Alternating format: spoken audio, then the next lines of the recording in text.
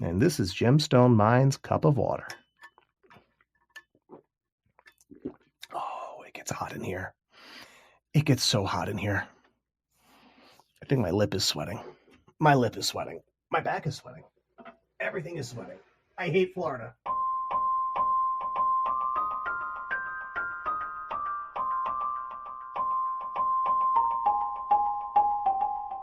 Hello and welcome to another episode of Gemstone Mine. I'm John, and today I want to talk about Storm. Not necessarily the mechanic, but I guess kind of the mechanic, because in order to talk about Storm as an archetype in Commander, you probably need to look at the actual rules for Storm, the card keyword too, but we'll get to that. If this disjointed intro doesn't tell you enough, Storm is a beast of a deck to play. There are lots of moving parts, lots of factors to keep in mind, and you want to make sure that you are being as clear as possible, not just for yourself to not make mistakes, but for your opponents too, to make sure they have a fair chance to interact with what's going on. So this week, we are going to cover Storm, and thank you again for joining us. This episode actually is coming up because a few weeks ago there was some good discussion on the CCO Discord about one of the decks I want to use as an example here. And if you want to be part of that discussion, you can join the Commander Cookout Patreon to get onto the CCO Discord. It's a great perk. And I want to shout out the other sponsor of Commander Cookout Media Group, FusionGamingOnline.com. They're your source for all your gaming needs. New sets are always on the horizon, apparently including like a super core set called Foundations that we're going to be getting. Not sure what the power level is going to be like, but it's important for standard players, and it's going to be around for a while. As always, you can use the promo codes on your screen or down in the description to let them know that the folks over at Commander Cookout Media Group sent you. Of course, if you're like me this time of year, it's time to get really excited about things like the new D&D books dropping for 2024. You can pick up your 2024 Player's Handbook on Fusion. It's not just cards over at Fusion, they really are your source for all your gaming needs. So what is Storm? Storm is an archetype named for the Storm mechanic, which first appeared back in Scourge, which is a triggered ability which allows you to copy a spell once for every spell that was cast before it this turn. Which means that if you have a spell with Storm and you cast it first, you get no copies. If you have another spell cast before it, you will get the original plus a copy. If there were 5 spells cast before it, so this would be spell number 6, you cast a spell with Storm and you will get 5 copies for a total of 6 on the stack. However, especially in Commander, the Storm archetype has expanded to the Magic lexicon in order to include many decks which are going to win by storming off, by chaining together multiple spells in a single turn in order to achieve an outcome which is greater than the sum of all of its parts. In essence, a Storm deck powers out its endgame by casting spells, not necessarily triggering or activating permanents in play, not necessarily winning through combat damage. So yes, you can absolutely have a Storm deck that doesn't have a single card in it which says Storm anywhere in the rules text. In order to be a Storm deck, you're going to need multiple things. Number 1, Storm decks will need the ability to generate large amounts of mana, so they can, number 2, generate large amounts of card draw or some form of card advantage to pour all that mana into, allowing them to, number 3, convert all of that into a finisher to end the game, usually all in the same turn. And I think that is a good starting point with that third point, finishers, to begin our discussion about Storm decks. Classically, cards like Grape Shot and Empty the Warrens are normal Storm finishers, building up unbounded amounts of damage or putting a huge number of Goblin tokens into play. While others may lean onto a card like Brain Freeze, which allows you to mill your opponents out, especially since Brain Freeze is part of a combo with Underworld Breach.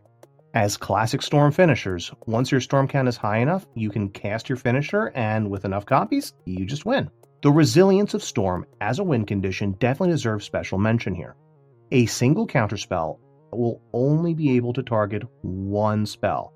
It will not be able to stop all the copies because Storm is a triggered ability on cast. That means all those copies go onto the stack whether the original spell resolves or not. Now, outside of classic Storm finishers, there are also some favorite finishers like Aetherflux Reservoir, which turns Storm count into life gain, and then life gain to damage, and damage into winning the game, so yeah, 50 life at a time, you can win the game. And pingers like Gutter Snipe, Firebrand Archer, and Thermal Alchemist convert spellcasting triggers directly into damage against your opponents.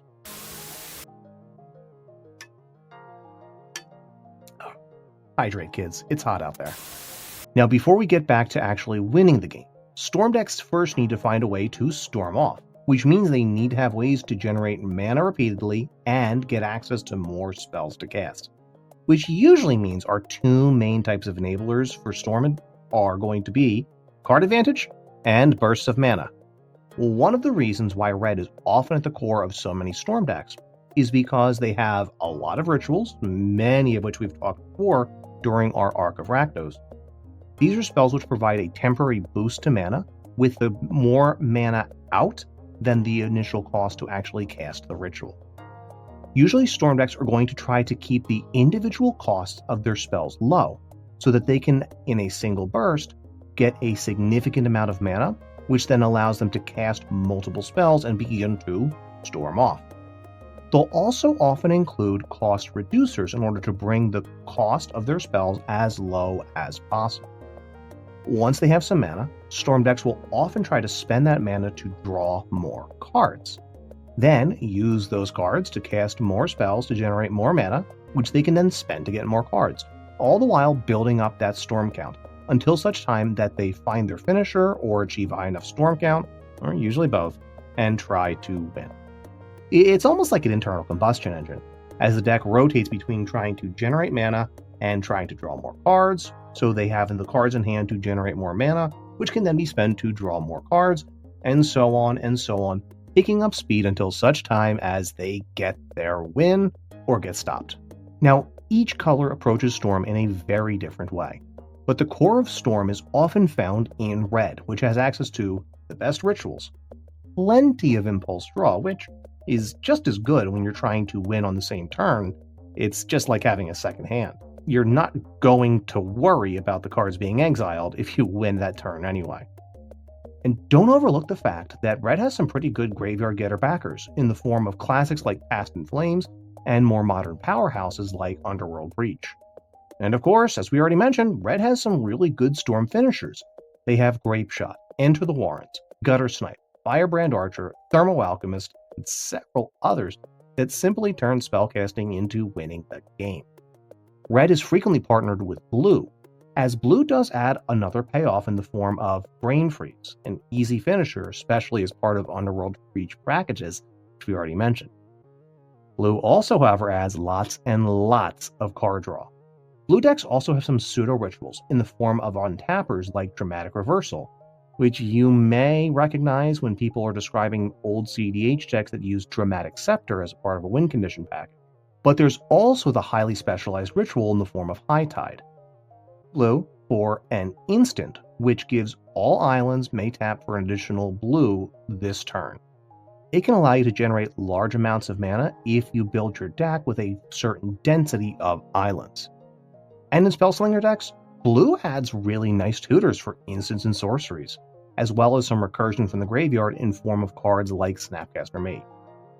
Black is also pretty helpful to the Storm game plan, adding additional rituals in Commander like the original Dark Ritual, as well as some finishers in the cards like Tendrils of Agony, some additional card draw, particularly massive card draw like Ad Nauseam, and those unconditional tutors, which can get you the piece you need to keep your engine going until you can finish storming off. Grixis is often the core for Storm in Commander, as these are the three most critical elements and the three most critical colors you need to really get things going.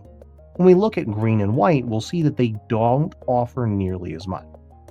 For example, green adds Land Ramp and Mana Dorks, both of which tend to be mana negative or at best mana neutral on the turn that you cast them, which is not really what the Storm deck wants to do. Mana Dorks, they're summoning sick, they're a sunk cost for that turn, and Land Ramp is usually going to get you one land for at best 2 mana, meaning you are down a mana that you cast. It does not help you go off. Green does add some nice getter backers in the form of cards like Regrowth, with other cards like Noxious Revival seeing use in modern Storm decks, in order to reuse pieces that have gone to the graveyard as part of the resolution of instants and sorceries. And white, for all of its glow-ups in the recent years, offers very little to the Storm game plan. And, in fact, its rule of law effects often serve to stop Storm decks. In addition, the silences that white has access to can be a very effective way to stop a Storm player who is trying to go off, gumming up the works before they manage to get their engines really rolling. Now, if you take a moment to look at the EDH rec page for Storm, you'll see a smattering of red, blue, and Izzet, all well represented. Bergi helps feed you mana. Krark, often partnered with Sakashima, can copy your spells for you, being almost like a mini Storm all by himself if you're willing to flip the coin. Jorah, Weatherlight Captain, is an interesting historic-based Storm commander who doesn't necessarily need you to be instant and sorcery-based.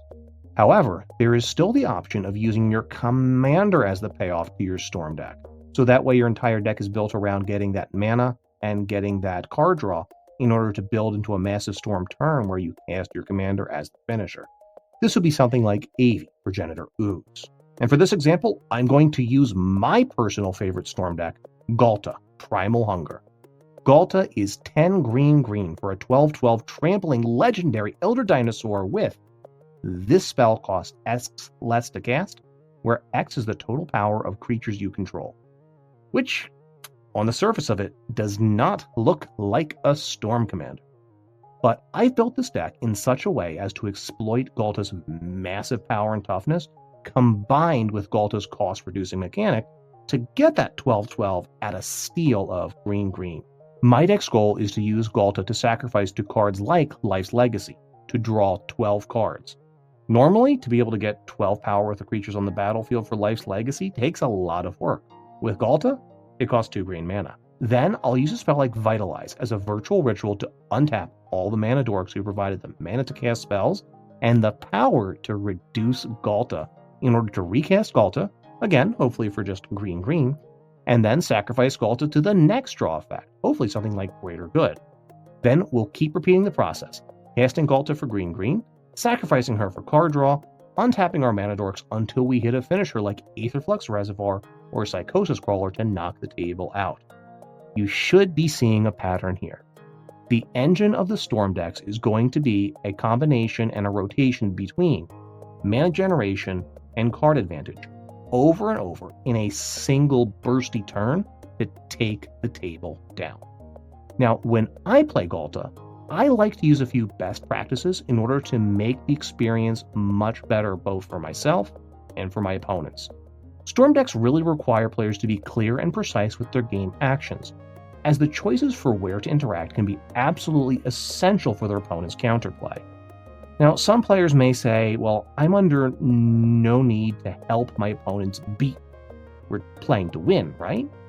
Well, even in cEDH tournaments, making sure that you're keeping everything as clear as possible means that if the stack gets really messy, if you need to call a judge, you are in the best position possible to be able to lay out your case for here's how things are going and get a fair ruling from the judge. And when you're playing with your friends, personally, I like to keep them as my friend. So when I pull out a deck like Ghalta, I like to keep things organized. First, I like to keep a few spin down dice handy, especially while playing Ghalta.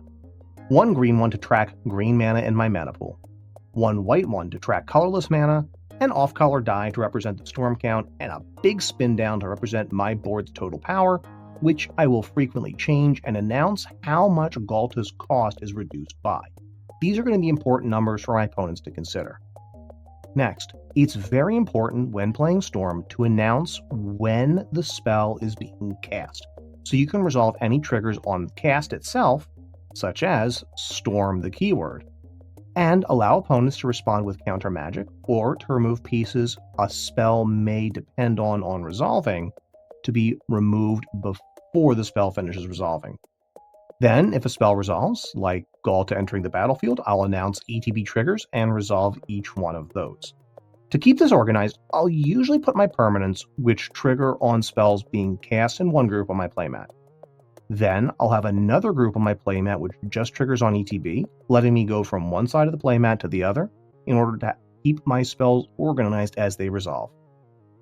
Finally, I'll be careful to resolve spells where sacrificing Galta is an additional cost to casting the spell, so that it's done as part of spellcasting, like Life's Legacy, for example, and one where it's done as part of the spell's resolution, or ETB in the case of cards like Disciple of Freyleith. It's really important to be clear if countering the spell or interacting in another way will mean that I'm down both the spell and Galta or not, as this is frequently a decision that players are going to use in their own internal rubric of deciding, is this the right spot to interact with the Storm player's turn? Forcing a Storm player to 2-for-1 themselves can often be a devastating blow to their gameplay. And that about does it for this episode. Storm is a tricky beast to cover, and Storm is a tricky beast to play. Personally, I love my Galta deck. I love being able to say, I'm going to play Dinosaur Storm this game, and it's such a treat when I get to take it out. It's one of my personal favorite decks, and again, I blinged out a lot of this deck using our sponsor, FusionGamingOnline.com, for some of those really choice old-school foils. Beautiful stuff in there. Do you have a favorite Storm deck that you love playing? Is it the traditional Storm in the Spellslinger vein, or is it something a little bit more unique? Let us know about it on the comments on YouTube, where we are a part of Commander Cookout Media Group. You can always add us on Twitter, where we are at GemstoneMineMTG, or you can send us an email, gemstoneminepodcast@gmail.com. Until next time, I'm John, and this is Gemstone Mine.